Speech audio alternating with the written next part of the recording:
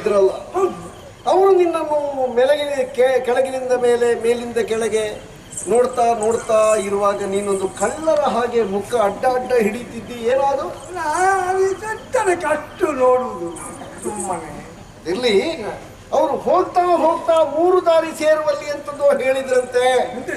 ಹೆಂಡತಿ ಮಕ್ಕಳನ್ನು ಬಿಟ್ಟು ಬಂದ ಭಂಡ ಯಾರಾದರೂ ಇದ್ದಾನೋ ಅಂತ ಹೇಳುವಾಗ ನೀನು ಕಣ್ಣೀರು ಸುರಿಸಿ ಎದೆಗೆ ಬಡ್ಕೊಂಡು ತಲೆ ಎಲ್ಲ ಜಜ್ಜಿಕೊಂಡಿದ್ದಂತೆ.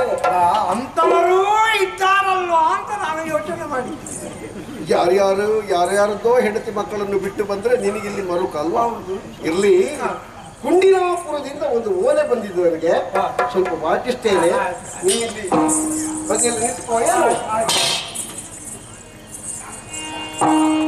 ಸ್ವಸ್ತಿ ಶ್ರೀಮದ್ವೈರಿ ಕುಲಗಜ ಸಿಂಹಗ ಭಕ್ತಿ ವಂಶಾಧಿಪನು ಸತ್ಯ ಗುಣಾನ್ವಿತ ಸಾಕೇತ ನಗರದ ಪೃಥ್ವಿ ಪರುದು ಪರ್ಣಗೆ ವರಕುಂಡಿನಾಪುರ ಜರಸು ಭೀಮಾಖ್ಯನು ವಿರಜಿವ ಸಾಷ್ಟಾಂಗವೋ ನಿರಕ್ಷೇಮಿಗಳಾವು ನಿಮ್ಮ ಸುಕ್ಷೇಮಕ್ಕೆ ಪರಿಸಿ ಕಳುಹಿಸುವುದು.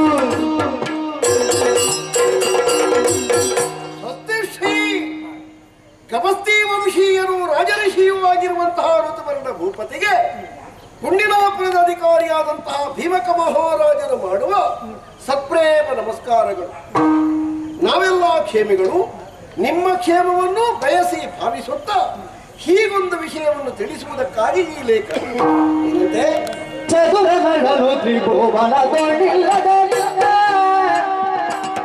ಬದಲಾಗಿ ದಮಯಂತಿಗೆ ಮದದಿ ಸ್ವಯಂವರ ಮಾಡ್ಬೇಕು, ದಯವಿಟ್ಟು ಒದಗಿ ನಿಂಬಗುದಿಲ್ಲಿಗೆ. ಚತುರ್ನಾಥದೊಳಗೆ ನನ್ನ ಮಗಳಾದಂತಹ ದಮಯಂತಿಯನ್ನು ಕೊಟ್ಟು ವಿವಾಹ ಮಾಡಿದ ವಿಚಾರ ಎಲ್ಲರಿಗೂ ತಿಳಿದದ್ದು. 2 ಮಕ್ಕಳನ್ನು ಪಡೆದಾದ ಬಳಿಕ ದ್ಯೂತದ ದುರ್ವ್ಯಸನಕ್ಕೆ ಬಲಿಬಿದ್ದಂತಹ ಭೂಪತಿ ಮಡದಿ ಮಕ್ಕಳನ್ನು ಬಿಟ್ಟು ಎಲ್ಲಿಯೋ ಮೂಲೆಯಲ್ಲಿ ಅಡಗಿ ಹೋಗಿದ್ದಾನೆ. ಅವನ ಹೆಂಡತಿ ಮಕ್ಕಳು ನನ್ನ ಮನೆಯನ್ನು ಸೇರಿದ್ದಾರೆ. ಅವರ ಕಣ್ಣೀರನ್ನು ಕಾಣುವುದಕ್ಕೆ ಸಾಧ್ಯವಾಗುತ್ತಾ ಇಲ್ಲ. ಮಗಳ ಮುದ್ದು ಮುಖವನ್ನು ನೋಡಿದಂತಹ ನಾನೊಂದು ತೀರ್ಮಾನಕ್ಕೆ ಬಂದಿದ್ದೇನೆ. ದಮಯಂತಿಗೆ ಪುನಃ ಸ್ವಯಂ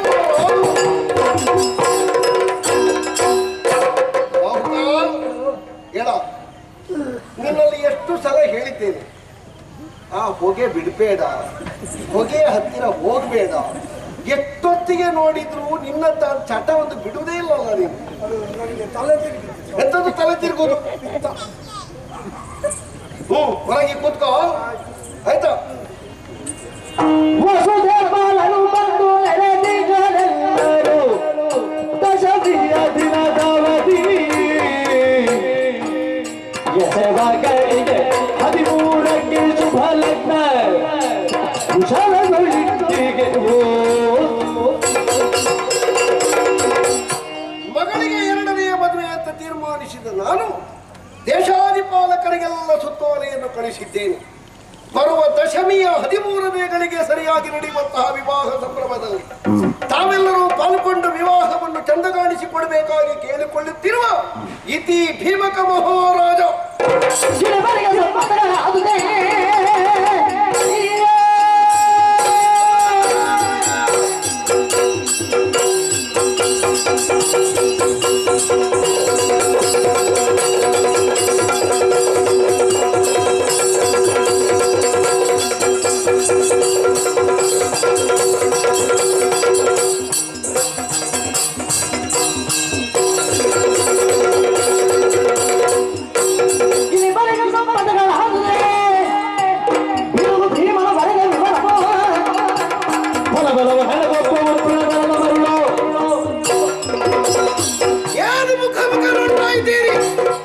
ಒಬ್ಬನ ಬಾಯಿ ಮತ್ತೊಬ್ಬನ ಕಿವಿಯ ಬಳಿಯಲ್ಲಿ ಬಿಡಾರ ಹುಡ್ತಾ ಉಂಟಲ್ಲ. ಅಯೋಧ್ಯೆ ರಥ ಸಿಂಹಾಸನದ ಭದ್ರ ಕವಚಗಳು ನೀವು. ಸಾಸಿವೆ ಕಾಳನ್ನು ಮೇಲಿಂದ ಕೆಳಗೆ ಬಿದ್ದರೆ ಶಬ್ದ ಕೇಳೀತೋ ಎನ್ನುವ ನೀರವತೆಯ ಸಭೆ. ಜ್ಞಾನಿಗಳಿದ್ದೀರಿ, ವಿಜ್ಞಾನಿಗಳಿದ್ದೀರಿ, ಪರಮ ಸುಜ್ಞಾನಿಗಳಿದ್ದೀರಿ. ಅಂತಹ ನೀವುಗಳು ಈ ಸಂಕಷ್ಟವನ್ನು, ಈ ಸಂದಿಗ್ಧವನ್ನು, ಈ ಕ್ಲಿಷ್ಟತೆಯನ್ನು ಪರಿಹಾರ ಮಾಡುವುದಕ್ಕೆ ಅಸಮರ್ಥನೆ ಎನ್ನುವಲ್ವಲ್ಲ. ಯಾವ ಶಾಸ್ತ್ರ, ಯಾವ ನ್ಯಾಯ ಇದು? ಯಾವ ಲೋಕ ಒಪ್ಪುವಂತಹ ನೀತಿ ಇದು? ಸರಿಯೇ ಇದು? ಕ್ಷತ್ರಿಯ ಹೆಣ್ಣಿಗೆ ಎರಡನೆಯ ಮದುವೆ ಎನ್ನುವುದುಂಟೆ, ಕ್ಷತ್ರ ವಧುವಿಗೆ ಎರಡನೆಯ ಸಂಬಂಧ ಎನ್ನುವುದೇ ಇಲ್ಲ. ಆದರೆ ಆಪದ್ಧರ್ಮಶಾಸ್ತ್ರಗಾರರು ಒಂದು ದಾರಿ ತೋರಿಸಿದ್ರು. ಮದುವೆಯಾದ ಗಂಡಿನಲ್ಲಿ ತನ್ನ ಬಾಳೆಯನ್ನು ಮುಂದುವರಿಸುವುದಕ್ಕೆ ಅಥವಾ ತನ್ನದ್ದಾಗಿರುವಂತಹ ಜೀವನಯಾನದಲ್ಲಿ ಸಂತತಿಯನ್ನು ಪಡೆಯುವುದಕ್ಕೆ ಸಾಧ್ಯ ಇಲ್ಲ ಅಂತಾದ್ರೆ ಉತ್ತರಾಧಿಕಾರಿಯನ್ನು ಹೊಂದುವಲ್ಲಿ ಸತ್ಸಂತಾನವನ್ನು ಪಡೆಯುವಲ್ಲಿ ಗಂಡನ ಅಣ್ಣಯ್ಯ ತಮ್ಮನಿಂದ ಒಂದು ದಿವಸದ ಸುಖವನ್ನು ಹೊಂದಿ ದೇವರ ಎನ್ನುವಂತಹ ವ್ರತದಲ್ಲಿ ಧರ್ಮಸಾಕ್ಷಿಯಾಗಿ ನ್ಯಾಯಸಮ್ಮತವಾಗಿ ಒಂದು ಸಂತಾನವನ್ನು ಹೊಂದುವುದಕ್ಕೆ ಸಾಧ್ಯವಾಗ್ತದೆ ಅಂತ. ಅಂತಹ ಅನಿವಾರ್ಯತೆ ಇಲ್ಲಿ ಉಂಟೆ. ದಮಯಂತಿ ದೇವಿ ನಳನ ಕೈ ಹಿಡಿದು ಸಂಸಾರದಲ್ಲಿ 2 ಸಂತಾನವನ್ನು ಪಡೆದಿದ್ದಾಳೆ. ಜೀವನಯಾನದಲ್ಲಿ ಬಹುದೂರ ಸಾಗಿದಂತಹ ಈ ಒಂದು ಸಂಬಂಧ ಈ ತೆರನಾಗಿ ವಿಕೋಪಕ್ಕೆ ಒಳಗಾಗ್ತದೆ ಅಂತಾದ್ರೆ, ವಿಪರೀತಕ್ಕೆ ಒಳಗಾಗ್ತದೆ ಅಂತಾದ್ರೆ ಇದರ ಅರ್ಥ ಏನು? ಇದು ಬೇಕು ಬೇಕು ಅಂತ ನಳನು ಮಾಡಿದ್ದಲ್ಲ, ದಮಯಂತಿ ದೇವಿಯೂ ಮಾಡಿದ್ದಲ್ಲ. ದಮಯಂತಿ ದೇವಿ ಅಪ್ಪನಾದಂತಹ ಭೀಮಕ ಮಹಾರಾಜ 60 ಕಳೆದು ಅರೆವರಳು ತಲೆಗೆ ಅಂತ ತೋರಿಸುವುದಕ್ಕೋ ಎನ್ನುವಂತೆ ವಿಡಂಬನೆಯದ್ದಾದಂತಹ ಒಂದು ತೀರ್ಮಾನವನ್ನು ಮಾಡಿದ್ದಾನೆ. ಆ ಮುದುಕ ಅರೆಹುತ್ತನಾಗಿ ಇಂತಹ ಒಂದು ತೀರ್ಮಾನವನ್ನು ಕೈಗೊಂಡಿದ್ದಾನೆ ಅಂತಾದ್ರೆ, ತನ್ನ ಮಗಳ ಬಗ್ಗೆ ಕಣ್ಣೀರಿನ ಬಗ್ಗೆ ಯೋಚನೆ ಮಾಡಿದ್ದಾನೆ ಅಂತಾದ್ರೆ ನಾ ಕೇಳ್ತೇನೆ, ಧರ್ಮಾತ್ಮನಾದ ನಳನ ಬಗ್ಗೆ ಆಲೋಚನೆ ಮಾಡಿದ್ದಾನೆಯೇ? ಎಂತವ ನಳ?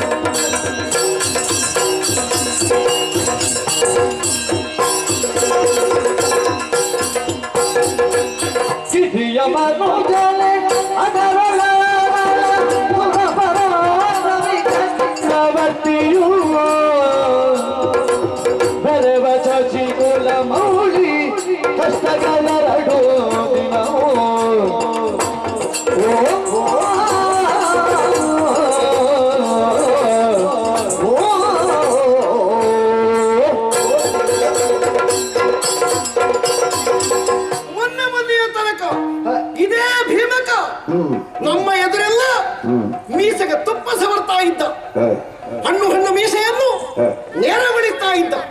ಯಾಕೆ? ತಾನು ಚಕ್ರವರ್ತಿಗೆ ಹೆಣ್ಣು ಕೊಟ್ಟ ಮಾವ ಅಂತ ಬೀಗುತ್ತಾ ಇದ್ದ. ಮತ್ತೊಬ್ಬರು ಬಾಗುವುದನ್ನು ನೋಡಿ ಸಂತೋಷ ಪಡ್ತಿದ್ದ.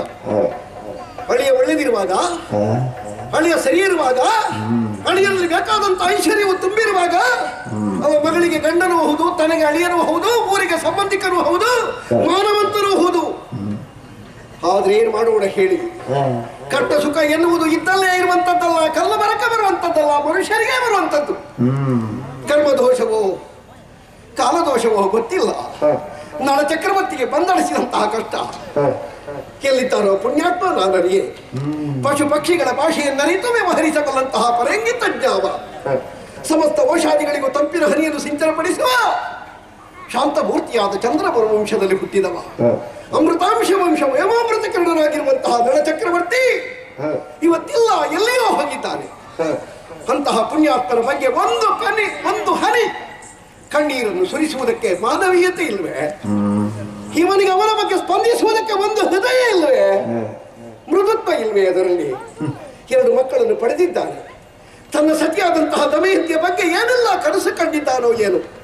ಪರಮ ಪತಿವ್ರತೆಯಾದಂತಹ ದಮಯಂತಿ ದೇವಿಯಾದರೂ ಅನ್ಯವರನ್ನ ಕೈಯನ್ನು ಹಿಡಿಯುವುದಕ್ಕೆ ಮನ ಮಾಡಿಯಾಳೆ. ಆ ಸದ್ಧೀಮಣಿಯ ಮನಸ್ಸನ್ನು ಅರ್ಥ ಮಾಡದೆ ಕೇವಲ ಭೀಮಕ ಅವನ ಮೂಗಿನ ಆಲೋಚನೆ ಮಾಡಿ ಇಂತಹ ಒಂದು ಲೇಖನವನ್ನು ಬರೆದಿದ್ದಾನೆ. ದಶಮಿಗೆ ಸರಿಯಾಗಿ 13 ಗಳಿಗೆಗೆ ನಡೆಯುವಂತಹ ಮದುವೆ ಅಂತ ಎಲ್ಲರಿಗೂ ಸುತ್ತಾಲೆಯನ್ನು ಕಳುಹಿಸಿದ್ದಾನೆ. ಚಕ್ರವರ್ತಿಯಾದಂತಹ ನಳನ ಬಗ್ಗೆ ಅಭಿಮಾನವುಳ್ಳ ನಾವು, ಅವನ ಹಿರಿಮೆಯ ಬಗ್ಗೆ ಕಡಿಮೆಯ ಬಗ್ಗೆ ಗೊತ್ತಿದ್ದ ನಾವುಗಳು ಯೋಚನೆ ಮಾಡುವುದಿಷ್ಟೇ. ಭೀಮಕರ ಹುಚ್ಚು ಕಾಮನೆಗೆ ಕಲ್ಪನೆಗೆ ತನ್ನದ್ದಾಗಿರುವಂತಹ ಉತ್ಸಾಹಾಗ್ನಿಯನ್ನು ಜೊತೆ ಸೇರಿಸುವುದಕ್ಕೆ ಅಥವಾ ದಮಯಂತಿ ದೇವಿಯ ಪುನಃ ಸ್ವಯಂವರಕ್ಕೆ ಒಂದು ಸೇರುವವರು ಯಾರವರು?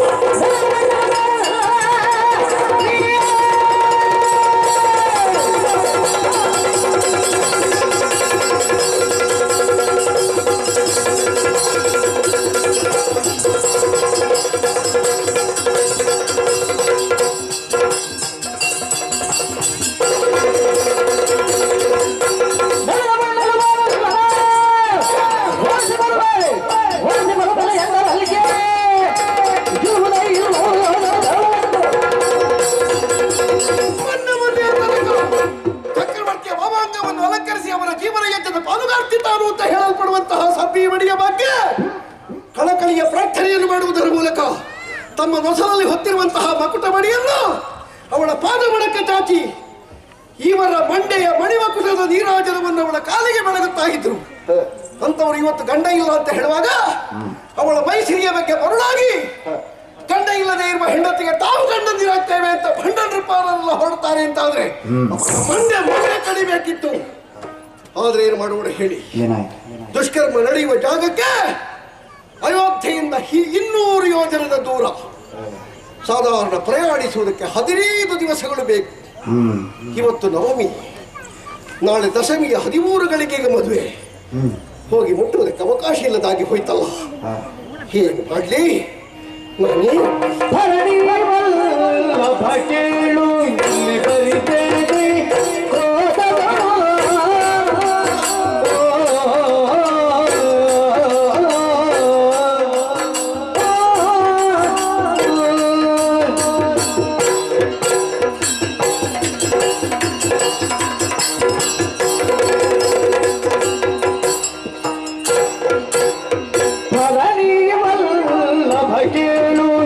ಬರಿದೇನೆ ನೆರೆದ ಸಭೆಯು ನಡುವ ನೆರದಲ್ಲಿ ಕೂಗೆ ಫಲಗಳೇ ಹುಡುಕಾಡು ಧರಣಿ ವಲ್ಲಭ ಕೇಳು ಇಲ್ಲಿ ಬರಿದೇನೆ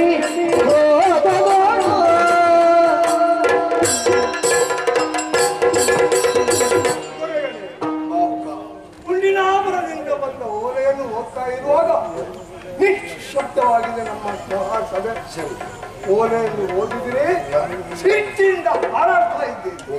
ಪ್ರಭು, ಈಗ ನಾನೊಂದು ಹೇಳ್ತೇನೆ. ಹೇಗಪ್ಪ? ಯಾವುದೋ ಒಂದು ಊರಿನಲ್ಲಿ ಯಾರದ್ದೋ ಮನೆಗೆ ಬೆಂಕಿ ಬಿದ್ದಿದೆ. ನಾವು ಈ ಊರಿನಲ್ಲಿ ಬಾವಿ ತೋಡಿ ನೀರು ತೆಗೆದು ಅದನ್ನು ನಂಬಿಸ್ತೇನೆ ಅಂತ ಹೊರಟ್ರೆ ಅದು ಸಾಧ್ಯವಾದೀತೇ ಪ್ರಭು? ನೀ ಹೇಳುವುದಕ್ಕೆ ಅರ್ಥ ಇದೆ ಬಾಬುಕ. ಏನು ಮಾಡ್ಲಿ ಹೇಳು? ಏನ ಮಾಡಲಿ ನಾನು ಸತ್ವಗೀನೋ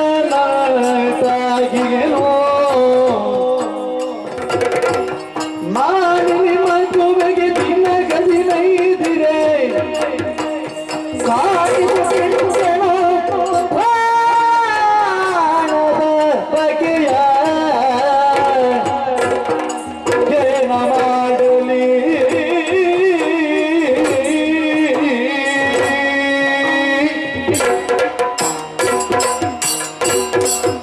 ಬಾಹುಕ, ಎಲ್ಲೇ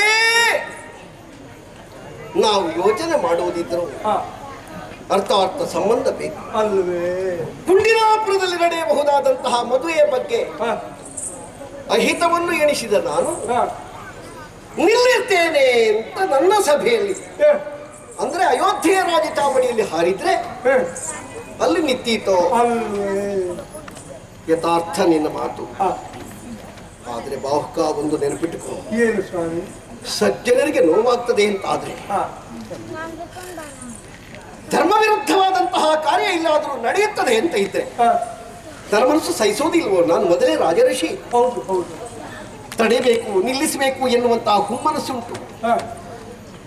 ಆ ಮಾನಿನಿಯ ಮದುವೆಗೆ ದಿನ 15 ಇರ್ತಿದ್ರೆ ನನ್ನ ತ್ರಾಣದ ಬಗೆಯನ್ನು ನಾ ತೋರಿಸ್ತಾ ಇದ್ದೆ ಬಾಹುಕ. ಇದು ನಾಳೆ ದಶಮಿ, ದಶಮಿಯ 13 ಗಳಿಗೆಗೆ ಮದುವೆ. ಎಷ್ಟು ಹಾರಿದ್ರು ಒಂದು ಮಾತುಂಟು, ಮಂತ್ರಕ್ಕೆ ಮಾವಿನಕಾಯಿ ಉದುರ್ತದ ಅಂತ. ಇಲ್ಲಲ್ಲ, ನಮ್ಮಲ್ಲಿ ಎಷ್ಟು ತ್ರಾಣ ಇದ್ರೂ ತೋರಿಸಲಿಕ್ಕೆ ಏಜಿಗೆ ಇಲ್ಲದಾಗಿ ಹೋಯ್ತಲ್ಲ. ಬಲು ಮೇಲು ಅವರ ಅದ್ಭುತ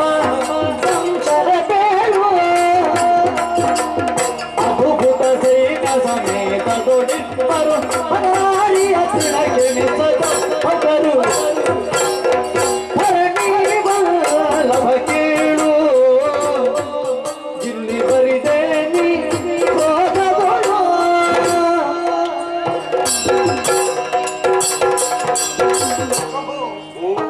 ನಿಮ್ಮ ಸಾಮರ್ಥ್ಯದ ಬಗ್ಗೆ ನಾನೇನು ಹೇಳುವುದಿಲ್ಲ. ಯುದ್ಧಕ್ಕೆ ಮನಸ್ಸು ಮಾಡಿ ನಿಂತರೆ ನಿಮ್ಮನ್ನು ಗೆಲ್ಲುವವರು ಯಾರು ಇಲ್ಲ. ಬದಲಾಗಿ ನೀವು ಬಂದ ಮೇಲೆ ಆದರೆ ಅಲ್ಲಿ ಮದುವೆಗೆ ಬರುವವರು ಎಲ್ಲ ಯಾರು? ಯಾರು? ಪಂಚಕಾರು ಯುವಕರು, ರಾಜಕುಮಾರರು, ಕೈಯಲ್ಲಿ ಆಯುಧಗಳು ಇರ್ತದೆ. ಅಷ್ಟೇ ಅಲ್ಲ, ಅವರು ಒಬ್ಬೊಬ್ಬರು ಕೂಡ ಮೊದಲಾಗಿ ನಿಮಗೆ ಏನು ಮಾಡಲಿಕ್ಕೆ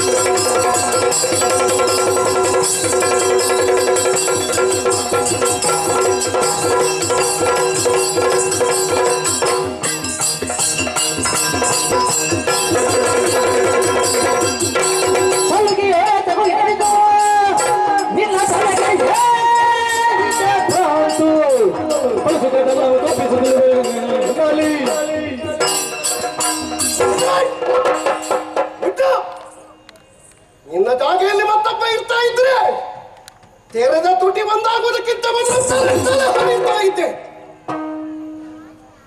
ಸೋಲುಗೆ ಕೊಟ್ಟರೆ ತಲೆಗೆ ಕೈ ಹಾಕಿ ಮಾತಾಡ್ತೀಯಲ್ಲ. ರಾಜಋಷಿಯಾದಂತಹ ಋತುಪರ್ಣನ ಯೋಗ್ಯತೆಯ ಬಗ್ಗೆ ನಿನ್ನಂತಹ ಬಡತಾಯಿ ಮಗನಿಗೆ ಏನು ಗೊತ್ತಾ? ಅಲ್ಲಿ ಬಂದು ಸೇರುವವರು ಮೆಜೆದೇರಿಗೆ ಸಮ. ಹುಚ್ಚ, ಒಂದು ದಿವಸದ ಅನ್ನ ನಿನ್ನ ಕೈಯಲ್ಲಿ ತಿಂದು ಹೋಗುವ ಪ್ರಾಣ ಉಳಿದಿದೆ ಎನ್ನುವುದಕ್ಕಾಗಿ ನಿನ್ನನ್ನು ಬಿಟ್ಟಿದ್ದೇನೆ. ಮಾತಾಡಿದರೆ ಜಾಗ್ರತೆ. ನಿನಗೆ ನಾಳೆಗಳಿಗೆ 5ರ ಒಳಗೆ ನಿಲ್ಲಿಸುವ ವರದ ಕುಂಟಿನ ನಗರದಿ, ನಿಲ್ಲಿಸುವ ವರದ ಕುಂಟಿನ ನಗರದಿ ಸಲ್ಲಿಸಿಕೊಳ್ಳಗರ ಬಯಕೆಯ ಮುಗದಿ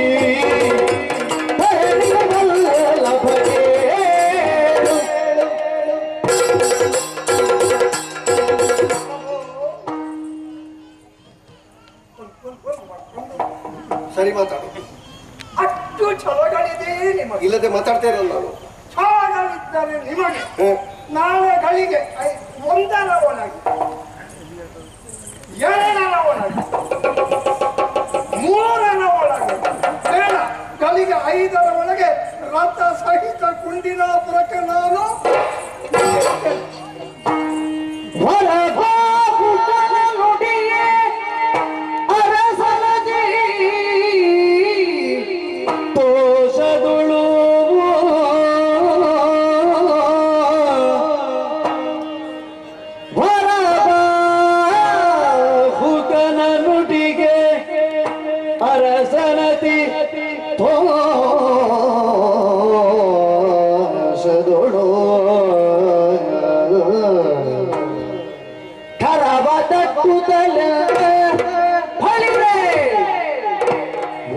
ಉಪಕಾರ ವಿರಚಿಸೆನಲ ಕ್ಷಣದಿ ಒಂದು ಪ್ರಕಾರವ ವಿರಚಿಸು. ಕರವ ತಟ್ಟುತ್ತಲೆಂದ ಫಲಿರೆ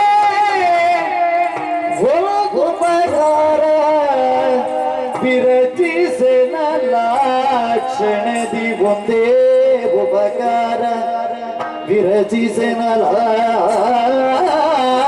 ಕ್ಷಣದಿ ಪರರಥವ ಮೇಳೈಸಿ ತೆರಳಿಲಾಯಕಿಯೇ ವರಬಾಹುಕನ ನುಡಿಗೆ ಅರಸನದಿ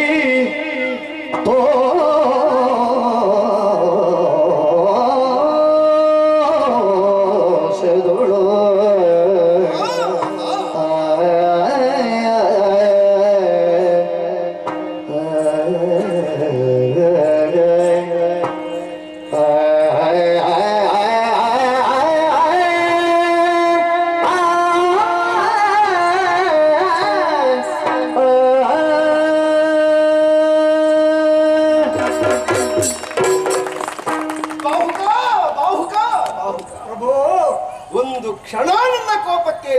ಕಾರಣನಾದ್ರೂ ಈಗ ನನ್ನ ಮನದ ಹಕ್ಕಿಗಳು ರೆಕ್ಕೆ ಬಿಚ್ಚಿ ಬಡಿಯುವುದಕ್ಕೆ ಆರಂಭ ಮಾಡಿದೆ. ಹೌದೇ ಸ್ವಾಮಿ? ಯಾಕೆ ಬಲ್ಲೆಯ? ಯಾಕೆ?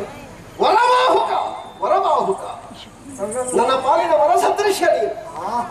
ಛೇ, ನಿನ್ನದು ಮಾತಲ್ವೋ, ಅದು ಮುತ್ತು. ನಾನು ಮಾತೇ ಆಗಿದ್ದು. ಅದು ಮುತ್ತಿನ ಹಾಗುಂಟದು ಬಾಹುಕ. ನನಗೆ ನಿನಗೇಂತಲ್ಲ, ಸಮಾಜದಲ್ಲಿ ಧರ್ಮಘಾತುಕವಾದಂತಹ ಕೆಲಸ ನಡೆಯುತ್ತದೆ ಅಂತ ಆದ್ರೆ ತಡೆಯುವುದಕ್ಕೆ ಶಕ್ತಿಯುದ್ದವರು ಪ್ರಯತ್ನಿಸಬೇಕು ಅಲ್ವಾ? ನಾನು ಷಡ್ಯಂತ್ರವನ್ನು ಬೇಧಿಸುವುದಕ್ಕೆ ಹೋಗುವಲ್ಲಿ ನಿನ್ನ ಪೂರ್ಣ ಈ ರೀತಿಯ ಸಹಕಾರ ಉಂಟು ಅಂತಾದ್ರೆ ನೀನು ದೇಶಕ್ಕಾಗಿ ಮಾಡುವ ಉಪಕಾರ, ಒಂದು ಉಪಕಾರವನ್ನು ಮಾಡುವ. ಆದ್ರೆ ಒಂದು ನನ್ನ ಕಣ್ಣಲ್ಲಿ ಕಣ್ಣಿಟ್ಟು ನೋಡು. ಹೇಗೆ ಕಣ್ಣು ಸರಿಯುಂಟ? ನಾನೇನು ಕಣ್ಣಿನ ವೈದ್ಯನೇ. ಮತ್ತೆ ಒಂದು ಮಾತುಂಟು, ಕುಡುಕನ ಕಣ್ಣೊಂದು ರೀತಿ, ಕಾಮುಕನ ಕಣ್ಣು ಮತ್ತೊಂದು ರೀತಿ, ನಿದ್ದೆ ಕೆಟ್ಟವನ ಕಣ್ಣು ಮಗದೊಂದು ರೀತಿ, ಕಳ್ಳನ ಕಣ್ಣು ಮತ್ತೊಂದು ರೀತಿ, ರೋಗಗ್ರಸ್ತನ ಕಣ್ಣೊಂದು ರೀತಿ, ಶುದ್ಧಾಂತಕರಣವುಳ್ಳವನ ಕಣ್ಣೊಂದು ರೀತಿ. ನನ್ನ ಕಣ್ಣು ಯಾವ ಕಣ್ಣು? ನಿರ್ಮಲ ಭಾವದ ಕಣ್ಣು, ಯಾವುದೇ ಕಪಟ ಇಲ್ಲ ಅದರಲ್ಲಿ, ಹೇಳಿದಷ್ಟು ಸತ್ಯ ಅಂತ ಕಾಣ್ತದೆ. ಹೋಗೋಣವಾ ಹೋಗೋಣವಾ? ಕೆಲಸ ಮಾಡಿ, ಓ. ಹೋಗುವ. ನೀವು ಹೋಗಿ ಒಂದು ಸ್ನಾನ ಮಾಡಿ, ಒಂದು ಊಟ ಮಾಡಿ, ಒಂದು ಸಣ್ಣ ನಿದ್ದೆ ಮಾಡಿ, ಆಮೇಲೆ ಪುನಃ ಸ್ನಾನ ಮಾಡಿ ಹೊರಡುವ. ನಾವು ನಾಳೆಯ ದಶಮಿಗೆ ಅಲ್ಲಿ ಮುಟ್ಲಿಕ್ಕೆ. ಹೌದು, ನಾನಿದ್ದೇನಲ್ಲ. ಸ್ನಾನ ಮಾಡಿ ಊಟ ಮಾಡಿ ನಿದ್ದೆ ಮಾಡಿ ಮಾಡಿ ಪುನಃ ಸ್ನಾನ ಮಾಡಿ ಹೊರಡುವ. ರಾಜಋಷಿ ಎಲ್ಲ ಹಗಲು ಮಲಗಬಹುದೇನೋ. ಒಂದು ಊಟ ಮಾಡಿ ಒಂದು ಮಲಗುವ ಕ್ರಮ ಇಲ್ವಾ? ಒಂದು ಕ್ಷಣ, ಒಂದು ಕ್ಷಣ. ಅದು ಹೇಗೆ? ಹೆಂಡತಿಯ ತೊಡೆಯಲ್ಲಿ ತಲೆ ಇಟ್ಟು ಮಲಗಬಹುದು ಅಂತ ಶಾಸ್ತ್ರ ಹೇಳಿ. ಹೌದು ಹೌದು, ಅದು ನಾಳೆಗೂ ಗೊತ್ತುಂಟು. ಅದು ಹೋಗಿ ನಾನು ಮಲಗಿ.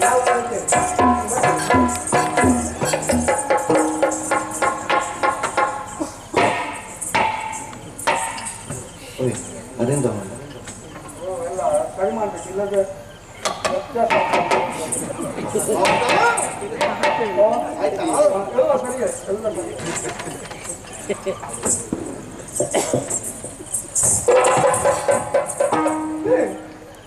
ಏನು ನಾನು ದಾರಿಯಲ್ಲಿ ಬಿದ್ದು ಸಾಯ್ಬೇಕು ಅಂತ ಉಂಟಾ? ಯಾಕೆ ನೀವು ದಾರಿಯಲ್ಲಿ ಬಿದ್ದು ಸಾಯ್ಬೇಕು?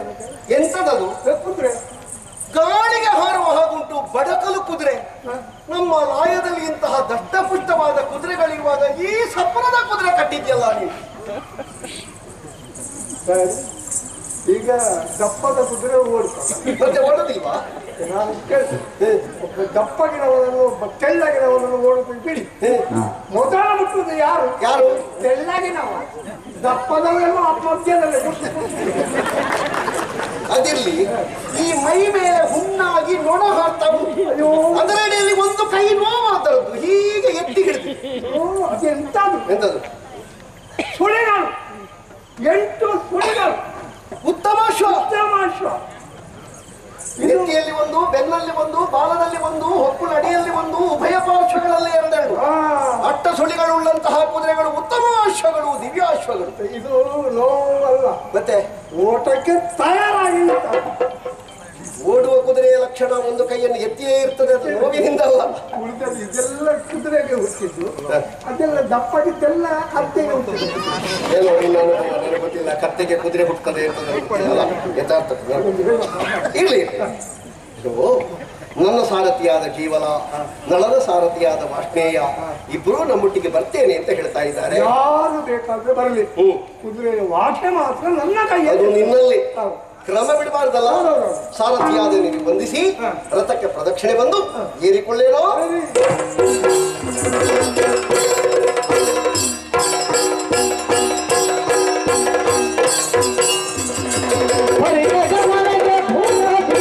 ಗರದ ವಸ್ತ್ರವು ಬೀಳಲಿಳಿಯಳು. ಅರೆ ಬಾವುಕ ನಿಲ್ಲು, ಹೊಸನವು ಕೈ ತಪ್ಪಿಬೋದುದೇನೆ. ವೇಗದಿಂದ ಹೋಗುತ್ತಿರುವಂತಹ ರಥಚಕ್ರದ ಎಡೆಯಿಂದ ಬರುತ್ತಿರುವ ಧೂಳು ನನ್ನ ಮುಖವನ್ನು ಮುತ್ತುತ್ತಾ ಇತ್ತು. ಆ ಧೂಳನ್ನು ಕರವಸ್ತ್ರದಿಂದ ಜಾಡಿಸ್ತಾ ಇದ್ದೆ. ಕೈ ಜಾರಿ ನನ್ನ ಬಟ್ಟೆ ಕೆಳಗೆ ಬಿದ್ದಿದೆ. ಒಮ್ಮೆ ಕರವಸ್ತ್ರ ಹೆಕ್ಕಿ ಕೊಡ್ತೀನೋ. ಬಿದ್ದು ಈಗ ಸಿಗಲಿಕ್ಕಿಲ್ಲ, ಅದು ನಿನಗೆ 62 ಯೋಜನೆ ಹಿಂದೆ ಉಳಿದುದು. ಮರೆಯ ಮಾತೇನೆನಲು ಮೊಗದಲ್ಲಿ ಬೆಚ್ಚಿ ಬೆರಗಾಗಿ ಎಷ್ಟು ಹೊತ್ತ ಇದ್ರು ಬಸ್ ಬಿತ್ತು ಈಗ ಈಗ ಅದು ಇನ್ನು ನಿಮ್ಗೆ ಸಿಗ್ಲಿಕ್ಕಿಲ್ಲ. ಯಾಕೆ? ಅದು 62 ಯೋಜನೆ ಹಿಂದೆ ಹಿಂತಿರುಗಿಸ್ಬೇಕಾ? ಮರಳದಿ ಮರಳದಿ ಮರಳದಿರು ತಡೆ ನಿಮಿಷ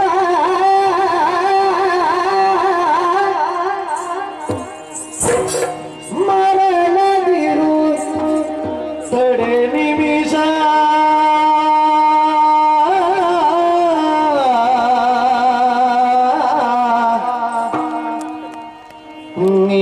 ನೀನಾರರುಗೂ ವಂಚಿಸಬೇಡ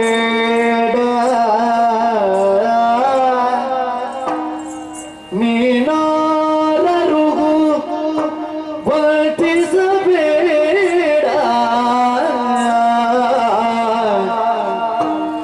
ತ್ರೈ ಜಗದರಸು ನಡನೃಪ ನೋರ್ವನಲ್ಲದೆ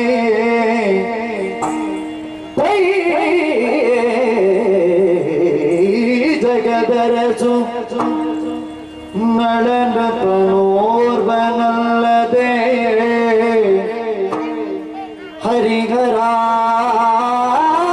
ಹರಿಹರಾತ್ಯರಿಗೆ ಬರದು ಜೀವೇಗಗಳು ಹರಿಹರಾತ್ಯರಿಗೆ ಬರದು ಈ ಬೇಗಗಳು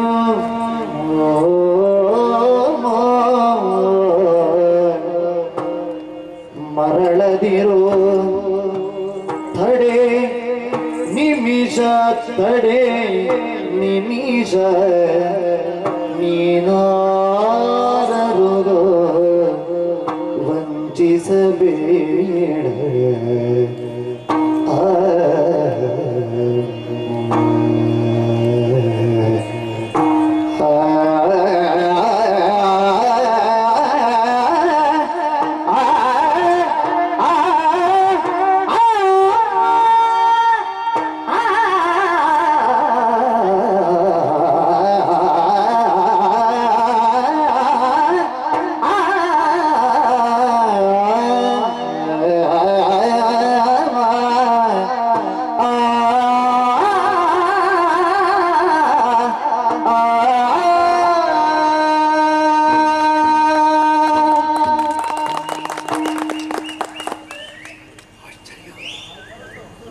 ಕಣ್ಣು ಮುಚ್ಚಿ ತೆರೆಯುವುದರೊಳಗೆ ಹೇಳಿದ್ದೆ ನಾನವರಲ್ಲಿ ನನ್ನ ಕರವಸ್ತ್ರ ಬಿದ್ದಿದೆ ಹೆಕ್ಕಿಕೊಡು ಅಂತ ಹೇಳ್ತಾರೆ. ಬಾ 62 ಯೋಜನೆ ಹಿಂದುಳಿದುದು. ಹಾಗಾದರೆ ನನ್ನ ರಥ ಬರುತ್ತಿದ್ದಂತಹ ವೇಗ ಎಷ್ಟು? ಒಬ್ಬ ಸಾಮಾನ್ಯ ರಥಕರಿಗೆ ಓಡಿಸುವುದಕ್ಕೆ ಸಾಧ್ಯ ಇರುವ ವೇಗವೇ ಇದು. ಈ ಪ್ರಪಂಚದಲ್ಲಿ ತಾಯಿ ಹೆತ್ತ ಮಕ್ಕಳಲ್ಲಿ ಬರುವುದಿದ್ರೆ ಒಬ್ಬನಲ್ಲಿದೆ ಈ ವೇಗ. ಅದು ದೇವಾನುದೇವತೆಗಳ ವರಾನುಗ್ರಹದಿಂದ ಸಿದ್ಧಿಯಾದದ್ದು. ಅವನೇ ನಳಚಕ್ರವರ್ತಿ. ಅಂತಹ ವೇಗ ಇವರಲ್ಲಿ ಉಂಟು ಅಂತಾದ್ರೆ ಯಾರಿವ ನಳನಲ್ವೇ? ನನ್ನ ರಥದ ಬೂತಿಯಲ್ಲಿ ಕುಳಿತು ಕುದುರೆಯ ವಾಘೆಯನ್ನು ಹಿಡಿದು ಕುಂಡಿರಾಪುರಕ್ಕೆ ನಿನ್ನನ್ನು ಕೊಂಡೊಯ್ಯುತ್ತೇನೆ ಎನ್ನುವ ಭರವಸೆಯ ನುಡಿಯನ್ನು ಹೇಳಿ ನನ್ನನ್ನು ರಥ ಏರಿಸಿಕೊಂಡು ಹೋಗ್ತಾ ಇರುವ ಭೂಪ ಮತ್ತೊಬ್ಬರಲ್ಲ, ನನ್ನ ಚಕ್ರವರ್ತಿ, ನನ್ನ ನಳ. ಇವತ್ತಲ್ಲ ಕೆಲವಾರು ಸೂಚನೆಗಳು ನನಗೆ ಸಿಕ್ಕಿದೆ. ಆ ಕಾಲಕ್ಕೆ ನನ್ನ ಬುದ್ಧಿ ಜಾಗೃತವಾಗಲಿಲ್ಲ ಅಷ್ಟೇ. ನನ್ನ ಸಭೆಗೆ ಪ್ರಥಮವಾಗಿ ಪ್ರವೇಶಿಸಿದಾಗಲೇ ನಾನು ಪೀಠದಿಂದ ಒಮ್ಮೆಲೆ ಎದ್ದಿದ್ದೇನೆ. ಸಭಿಕರಲ್ಲಿ ಏನೋ ಒಂದು ತೀರ್ಮಾನ ಹೇಳಿದ್ದೇನೆ ನಾನು. ಆದರೆ ಅದು ನನ್ನ ಮನಸ್ಸಿಗೆ ಅನ್ನಿಸ್ತದೆ. ರಾಜಋಷಿಯಾದಂತಹ ನಾನು ಮೈಬರವೆಗೆ ಒಳಗಾಗುವುದೇ. ನಾನು ಯಥಾರ್ಥವನ್ನು ತಿಳಿದವ. ಕಣ್ಣು ವಂಚಿಸಿದ್ರು ಕರುಳು ಅರ್ಥ ಮಾಡಿ ನಿನ್ನ ಚಕ್ರವರ್ತಿ ಸಭಾ ಪ್ರವೇಶ ಮಾಡಿದ್ದಾನೆ ಅಂತ ನನ್ನ ದೈವ ನನಗೆ ತೋರಿಸಿದ್ದರಿಂದ ಸೂಚಿಸಿದ್ದರಿಂದ ನಾನು ರಥದಿಂದ ಕೆಳಗಿಳಿದದ್ದು. ಆ ಕಾಲಕ್ಕೆ ನನ್ನ ಅರಿವಿಗೆ ಅದು ಬರಲಿಲ್ಲ ಅಷ್ಟೇ.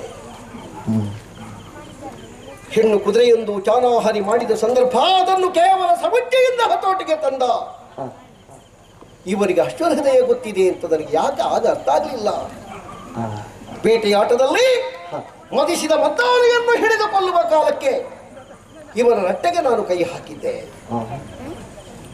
ಗಟ್ಟಿತನ ಕಂಡಿತ್ತು. ಅವ ಹಾರಿಕೆಯ ಉತ್ತರವನ್ನು ಕೊಟ್ಟ. ಅದರಲ್ಲಿ ಎಲುಬು ಮಾತ್ರ ಇರುವುದು, ಮಾಂಸ ಇಲ್ಲದೆ ಇದ್ದದ್ದರಿಂದ ನಿಮಗೆ ಹಾಗೆ ಗಟ್ಟಿ ಕಾಣುವುದು ಅಂತ.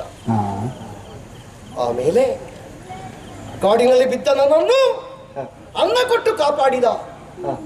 ಎಲ್ಲಿಂದ ಅವನಿಗೆ ಬೆಂಕಿ ನೀರುಗಳ ಸಹಾಯ ಇಲ್ಲದೆ ಅಡುಗೆ ಮಾಡಬಲ್ಲವ ಪಾಕಶಾಸ್ತ್ರ ವಿಶಾರದನಾದಂತಹ ನಳಮಾತ್ರ ಅವರ ರಸರಾದ ನನ್ನ ಪ್ರಾಣ ಹೋಗಬಾರದು ಅಂತ ಆಗ ತಾನೇ ಅವರದ್ದಾದಂತಹ ಸಿದ್ಧಿಯ ಯೋಗವನ್ನು ತೋರಿಸಿ ನನ್ನನ್ನು ಉಣಬಡಿಸಿ ಉಳಿಸಿದ. ನನಗೆ ಅರ್ಥ ಆಗಲಿಲ್ಲ.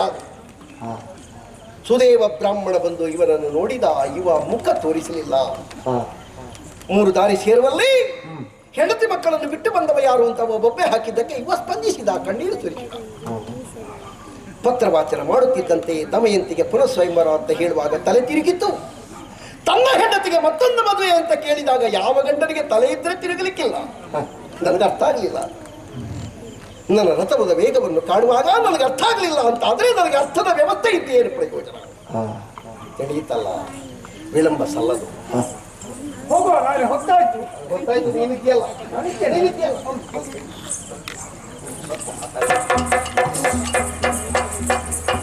ಸತ್ಯ ಹೇಳು, ಸುಳ್ಳಿಗೆ ಅವಕಾಶ ಇಲ್ಲ. ಸತ್ಯ ಹೇಳಿದ್ರೆ ದೇವರಿಗೆ ನಾವು ಬಹಳ ಹತ್ತಿರ ಅಂತ ಲೆಕ್ಕ. ನೀನಾದಾಗ ದೊಡ್ಡ ದೊಡ್ಡ ಶಾಸ್ತ್ರ ಎಲ್ಲ ಹೇಳ್ತಿದ್ದಿ ನೋಡು. ಕೈಕಾಲು ತೊಳೆಯ ದೇಶ ನೀಡುತ್ತದೆ ಅಲ್ವಾ? ಎಲ್ಲ ನನ್ನ ಹಿರಿಯರು. ಹೌದಲ್ಲ? ಹಿರಿಯರೆಲ್ಲ ಇದ್ದಾರಲ್ಲ. ಸತ್ಯ. ನೀನು ಯಾರು? ಇಷ್ಟು ವರ್ಷದಿಂದ ನಿಮ್ಮ ಜೊತೆಯಲ್ಲಿದ್ದೇನೆ. ನಾನು ಯಾರು ಅಂತ ನಿಮ್ಗೆ ಅದೇ ಅದೇ ನನಗೆ ಇವತ್ತು ನೀನು ಯಾರು ಅಂತ. ನಾನು ಭಾವುಕ ಅಲ್ಲ, ಪುಟ್ಟಣ್ಣಯ್ಯ. ನೀನು ನನ್ನ ನಳ, ನೀನು ನನ್ನ ನಳ. ಯಾರು? ಚಕ್ರವರ್ತಿಯಾದ, ತ್ರಿಭುವನ ವಿಜಯಿಯಾದ ನೀನು ನನ್ನ ನಳ. ಅಯ್ಯೋ ದೇವ್ರೆ, ನಳ ಚಕ್ರವರ್ತಿಯಲ್ಲಿ ನಾನೆಲ್ಲಿ ಸ್ವಾಮಿ? ನಾನು ಭಾವುಕ. ನಳ ಚಕ್ರವರ್ತಿಯಲ್ಲಿ ಎಲ್ಲಿ? ನಳ ಚಕ್ರವರ್ತಿ ಇಲ್ಲಿ ಇಲ್ಲಿ ಅಲ್ಲ, ನಳನ ಜಗತ್ತಿ ಎಲ್ಲಿದ್ದ ನನಗೆ ಗೊತ್ತಿಲ್ಲ. ನಾನು ನಳ ಅಲ್ಲ, ಭಾವುಕ. ಬಾಹುಕ ಅಲ್ಲ, ನಳ ಹೌದು. ನಳ ಅಲ್ಲ, ಭಾವುಕ. ಸತ್ಯ. ರಾಯನಾದ ನೈಷಧನಲ್ವೇ ನೀನು? ಅಲ್ಲಪ್ಪ, ನಾನು ಭಾವುಕ ಅಂತ ಹೇಳಿದಲ್ವಾ, ಸುಮ್ಮನೆ ಎಲ್ಲ ಇದ್ದೇನೆ. ಸತ್ಯಕ್ಕೂ ಅಲ್ಲ, ನೀನು ನಾನು ನಳ ಅಲ್ಲ, ಭಾವುಕ. ನಳ ಹೌದು, ಬಾಹುಕ ಅಲ್ಲ. ಅಲ್ಲ, ಭಾವುಕ ನಳ ಅಲ್ಲ. ಅಯ್ಯೋ, ನನ್ನನ್ನು ತಪ್ಪಿಸ್ತೀರಿ. ನಾನು ಭಾವುಕ. ಸತ್ಯ ಹೇಳು. ಉತ್ತಮ ಮನೆತನದಲ್ಲಿ ಹುಟ್ಟಿದ ಮಕ್ಕಳಿಗೆ ಸುಳ್ಳು ಹೇಳುವುದಕ್ಕೆ ಬರುವುದಿಲ್ಲ. ಭೂಪತೆ, ಸತ್ಯ ಹೇಳು. ನಾನು ನಳ ಅಲ್ಲ. ಪ್ರಮಾದಕ್ಕಾದರೂ ನಾವು ಅಸತ್ಯವನ್ನು ಹೇಳಕೂಡದು. ನಮ್ಮ ಹುಟ್ಟು ಸತ್ಯದ ತಾಯಿಯಿಂದ ಹೊಟ್ಟೆಯಿಂದ ಹುಟ್ಟಿ ಬಂದ ಹಾಗಿರಬೇಕು ಅಂತ ಧರ್ಮ ಪ್ರಚಾರಕನಾಗಿ ಪ್ರಪಂಚಕ್ಕೆ ತೋರಿಸಿಕೊಟ್ಟಂತಹ ನೃಪತಿ ನೀನು ಯಾಕಯ್ಯ ಸುಳ್ಳು ಹೇಳ್ತೀನಿ? ನಾನಲ್ಲ, ಅದು ನಳ. ನಾನಲ್ಲ, ನಾನು ಭಾವುಕ. ನೋಡು, ಕಡು ಧೈರ್ಯದಿಂದ ಕೇಳ್ತೇನೆ.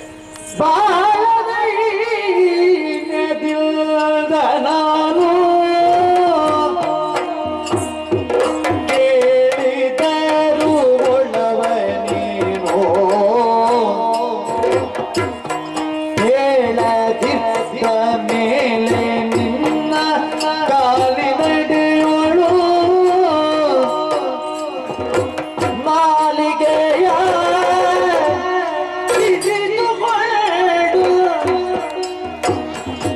ನಾಲಿಗೆಯ ಹಿಡಿದುಕೊಂಡು ಬೀಳುಗೊಡುವೆ ಪ್ರಾಣವೆಂದು ಮೂಲಲಾಮನಿಸ್ತರಿಸಿ ಹೇಳಲಾಕ್ಷಣ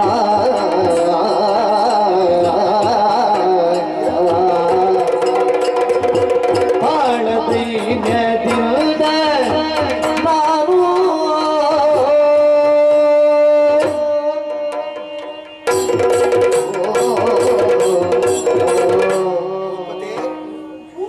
ನೀನು ನಳ. ನಾನು ನಳ ಅಲ್ಲ, ಭಾವುಕ. ನಿಷಧಾಧಿಪನಾದಂತಹ ನನ್ನ ಆತ್ಮೀಯನಾದ ನಳ ಚಕ್ರವರ್ತಿ ನೀನು. ನಾನು ಭಾವುಕ ಅಲ್ಲ, ನಳ. ನೀನು ಬಾಹುಕರಲ್ಲ. ಅಲ್ಲ, ಭಾವುಕ ನಳ. ಇದು ಕೈ ಮುಗಿತೇನೆ, ಕೈ ಮುಗಿತೇನೆ. ಕೈ ಮುಗಿದ್ರು ಅಷ್ಟೇ, ನಾನು ಭಾವುಕ. ರಾಜಋಷಿ ಎನ್ನುವಂತಹ ಅಭಿಮಾನವನ್ನು ಬದಿಗಿರಿಸಿ ನಿನ್ನ ಕಾಲು ಬೇಕಾದ್ರೆ ಹಿಡಿತೇನೆ. ನಳ ಅಲ್ಲ, ಭಾವುಕ. ಸತ್ಯ ಹೇಳು. ನಿನಗೆ ಅನ್ನ ಕೊಟ್ಟ ದೇವರು ನಾನು. ಯಾರಲ್ಲಿ ಬೇಕಾದರೂ ವಂಚನೆ ಮಾಡಬಹುದು. ಅನ್ನ ಕೊಟ್ಟವನಿಗೆ ವಂಚನೆ ಮಾಡಬಾರದು. ಸತ್ಯ ಹೇಳು, ನಾನು ಬಾವ, ಯಥಾರ್ಥ ಹೇಳು. ನಾನು ನಳ ನೀನು ನನ್ನ ನಳನಲ್ಲ, ಅಲ್ಲ, ನೀನು ಚಕ್ರವರ್ತಿಯಾದ ನಳನಲ್ಲ, ಭಾವುಕ ನಿಷಧಾಧಿಪನಾದ ನಳನಲ್ಲ. ನಳ ಅಲ್ಲ. ಹಟ್! ಅವಿವೇಕಿ, ನಿನ್ನಂತಹ ಕಡು ಕಟುಕನಲ್ಲಿ ಪುಣ್ಯವಾತ್ಮನಾದಂತಹ ನಳನನ್ನು ಆರೋಪಿಸಿದ್ದು ನನ್ನ ನಾಲಿಗೆ. ರಾಜಋಷಿಯಾದಂತಹ ಋತುಪರ್ಣನಿಗೆ ಅಂತಹ ಕೆಟ್ಟ ನಾಲಿಗೆ ಇರಕೂಡದು, ಉಳಿಯಬಾರದು. ಯಾವನನ್ನು ನಾನು ನನ್ನ ಚಕ್ರವರ್ತಿ ಅಂತ ಭಾವಿಸಿದನೋ ಅದಲ್ಲ ಅಂತ ಇದ್ರೆ ಇನ್ನು ಮಾತಾಡುವ ಶಕ್ತಿಯೂ ನನಗೆ ಬೇಕಾಗಿಲ್ಲ. ಉರೆಯಿಂದ ಸೆಳೆದ ಕಿಕ್ಕತ್ತಿಯಿಂದ ಇದೋ ನನ್ನ ನಾಲಿಗೆಯನ್ನು ಕೊಯ್ದುಕೊಂಡು ನಿನ್ನ ಕಾಲಡಿಯಲ್ಲಿ ನನ್ನ ಪರಿಗಿಸುತ್ತ ಗಾಯುತ ತರಳ ಬುದ್ಧಿಯಾದ ಕೀಗ ಅರಿತುಕೊಳ್ಳಿ ನಾನೇ ನಳನು ಪರಮ ಸಾಗಸಿ ರಾಯ.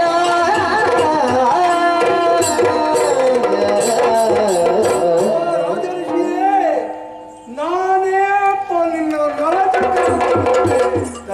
ಪ್ರಭೋದಂಗೆ ನಾನೊಂದು ವಿಷಯ ಕೇಳಲಿ. ರೂಪಜಿತ ಕಾಮ ಭೀಮ ಪರಾಕ್ರಮಿ ಸಂಗ್ರಾಮ ಸಿಂಹ ನಿನ್ನ ರೂಪ ಎಲ್ಲಿ ಹೋಯ್ತು ಪ್ರಭು? ಎಲ್ಲ ಶನಿಯ ಕಾಟ ಕಾರ್ಕೋಟಕ ಕಟ್ಟಿದ ದೆಸೆಯಿಂದ ಈ ರೀತಿ ಆಗಿದೆ. ಶನಿ ಶನಿ ಇದೋ ವಿಮೋಚನಾ ಮಂತ್ರ ಬಿಡುಗಡೆ ಹೊಂದು ಪ್ರಭು.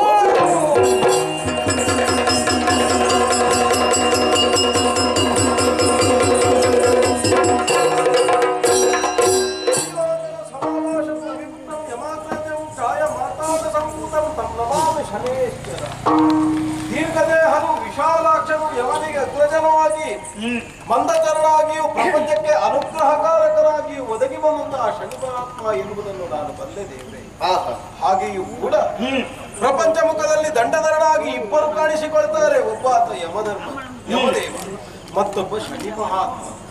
ಜೀವಿತದಲ್ಲಿರಬಹುದಾದಂತ ಜೀವಿಗಳಿಗೆ ತಾವೆಸಗುವಂತಹ ಕರ್ಮಕ್ಕನುಸಾರವಾಗಿ ಅವರಿಗೆ ದಂಡನೆಯನ್ನು, ಶಿಕ್ಷೆಯನ್ನು, ರಕ್ಷೆಯನ್ನು ಒದಗಿಸುವಂತಹ ದೇವನು ನೀನು. ಆದರೆ ನನ್ನ ಪ್ರಶ್ನೆ ಒಂದು ಉಂಟು. ಏನು? ನಳ ಚಕ್ರವರ್ತಿಯಾಗಿ ಪ್ರಪಂಚ ಮುಖದಲ್ಲಿ ಕಾಣಿಸಿಕೊಂಡಂತಹ ನಾನು ಯಾವುದೇ ಕಾರಣಕ್ಕೂ ಅನ್ಯಾಯ ಅಧರ್ಮಗಳಲ್ಲಿ ಎಸಗಿದವನಲ್ಲ. ಅನ್ಯ ಸ್ತ್ರೀಯರ ಮೇಲೆ ಕಣ್ಣಿರಿಸಿದವನು ನಾನಲ್ಲ. ಅನ್ಯರ ಸಂಪತ್ತನ್ನು ದೋಚಿದವನು ನಾನಲ್ಲ. ಹಾಗಿದ್ದು ಕೂಡ ನನಗೆ ಈ ತರನಾದಂತ ದುಸ್ಥಿತಿಯನ್ನು, ಈ ತರನಾದಂತ ಕಷ್ಟವನ್ನು ನೀ ಕೊಟ್ಟಿದ್ದಾದ್ರೆ ನಾನು ಮಾಡಿದ ತಪ್ಪೇನು? ನನಗೆ ಯಾಕೆ ಈ ಶಿಕ್ಷೆ ಅಂತ ಹೇಳ್ತೀರೋ? ಚಕ್ರವರ್ತಿ, ನನಗೆ 3 ಮೂರ್ತಿಗಳ ಆಜ್ಞೆ ಆದ ಕಾರಣದಿಂದಲೇ ಈ ರೀತಿಯಲ್ಲಿ ನಡೆಯಬೇಕಾಯಿತು. 3 ಮೂರ್ತಿಗಳು ಹೌದು, ಜಗತ್ತನ್ನೇ ರಕ್ಷಿಸುವವರು. ಅವರ ಅಪ್ಪಣೆಯನ್ನು ಮೀರಿ ಯಾರು ನಡೆಯುವಂತಿಲ್ಲ, ನಡೆಯಕೂಡದು ಕೂಡ. ಹಾಗಿದ್ದು ಕೂಡ ಒಬ್ಬಾತನಿಗೆ ನೀನು ಎಷ್ಟು ವರ್ಷಗಳ ಕಾಲ ಬಾಧೆಯನ್ನು? 30 ವರ್ಷಗಳ ಕಾಲ. 30 ವರ್ಷ. ಹೌದು. ಒಬ್ಬಾತ ಜೀವನದಲ್ಲಿ ಬದುಕಿದ್ರೆ 100 ವರ್ಷ ಬದುಕಿದ ಅಂತ ಆದ್ರೆ ಅದರಲ್ಲಿ 30 ವರ್ಷ ತನ್ನ ಅರ್ಧ ಜೀವಿತಾವಧಿಯನ್ನು ಕೇವಲ ನಿನ್ನ ಪೀಡನೆಗೊಳಗಾಗಿಯೇ ಕಳೆದ ಅಂತ ಆದ್ರೆ ಯಾವ ಸಾಧನೆಯನ್ನು ಮಾಡುವುದಕ್ಕಾಗ್ತದೆ ಅವನಿಗೆ ಹೇಳಿ? ಹಾಗಿದ್ರೆ ಆ ಅವಧಿಯನ್ನು ನೀ ಕಡಿಮೆಗೊಳಿಸಲೇಬೇಕು. ಹೇಗೆ? ಕಡಿತಾಗ ಎಷ್ಟು ಮಾಡ್ತೀವಿ ಅಂತ ನಾನೇ ಕೇಳುವುದಿಲ್ಲ. 15 ವರ್ಷ. ದೇವ್ರೆ, ಏನು? ನೀವು ಕಾಲವನ್ನು ನಿರ್ಣಯಿಸುವ. ಆದ್ರೆ 15 ವರ್ಷ ಅಂತ ಹೇಳಿದೆ ನಿನಗದು ಸಣ್ಣದು. ಆದ್ರೆ ನನ್ನಂತವನಿಗೆ ಚಕ್ರವರ್ತಿಯಾದ ನಾನೇ ಇಷ್ಟು ಬಳಲಿದ್ದೇನೆ ಅಂತಾದ್ರೆ ಸಾಮಾನ್ಯ ಜನರಿಗೆ 15 ವರ್ಷವನ್ನು ತಾಳಿಕೊಳ್ಳುವುದಕ್ಕೂ ಸಾಧ್ಯವಿಲ್ಲ. ಅದನ್ನೂ ಇನ್ನೂ ಕಡಿಮೆಗೊಳಿಸಬೇಕು. 7.5 ವರ್ಷ. ನೀನು ಮಂದಚರಣಿ ಇದ್ದಿ. ಜನ್ಮದಲ್ಲಿ 2.5 ವರ್ಷ, ದ್ವಿತೀಯದಲ್ಲಿ 2.5 ವರ್ಷ, ದ್ವಾದಶದಲ್ಲಿ 2.5 ವರ್ಷ. ಇಷ್ಟು ಕಾಲಗಳವರೆಗೆ ನೀ ಪೀಡನೆಯನ್ನು, ಅನುಗ್ರಹವನ್ನು ಕೊಡಬೇಕು. ಆದರೊಂದು ಕೇಳಿಕೆ ಉಂಟು. ಏನು? ಯಾವಾತ ನಳ, ದಮಯಂತಿ, ಕಾರ್ಕೋಟಕ, ಋತುಪರ್ಣ ಎನ್ನುವ ಹೆಸರನ್ನು ಪಠಿಸುತ್ತಾರೋ ಅಂತವರಿಗೆ ನೀ ಪೀಡನೆಯನ್ನು ಕೊಡಕೂಡದು, ಕೊಡಬಾರದು. ಆಗಲಿ. ಮಾತ್ರವೇ ಅಲ್ಲ, ನೀನು ನನ್ನನ್ನು ತೊರೆದು ಹೋಗುವುದಲ್ಲ. ನನ್ನ ಕೆಲಸ ಆಯ್ತು, ನಾನು ಹೋಗುದಿಲ್ಲ. ನೀ ಜೊತೆಯಲ್ಲೇ ಬೇಕು. ಯಾಕೆ? ಇಲ್ಲಿಯವರೆಗೆ ನೀ ಜೊತೆಯಲ್ಲೇ ಇದ್ದಿ. ನನ್ನ ಬದುಕಿನ ಮಹತ್ತರವಾದ ಘಟ್ಟ ಈಗಲೇ ಬರುವುದಕ್ಕೆ ಇದೆ. ನನ್ನ ಅಂತರ್ಗತವಾದಂತಹ ವಿಚಾರಗಳೆಲ್ಲವೂ ಕೂಡ ಸಾಕಾರಗೊಳ್ಳಬೇಕು ಅಂತಾದ್ರೆ ಗುಂಡಿನಾಪುರವನ್ನು ಸೇರುವಲ್ಲಿಯವರೆಗೆ ನೀನು ನನ್ನ ಜೊತೆಯಲ್ಲಿರಬೇಕು. ಆಯ್ತು?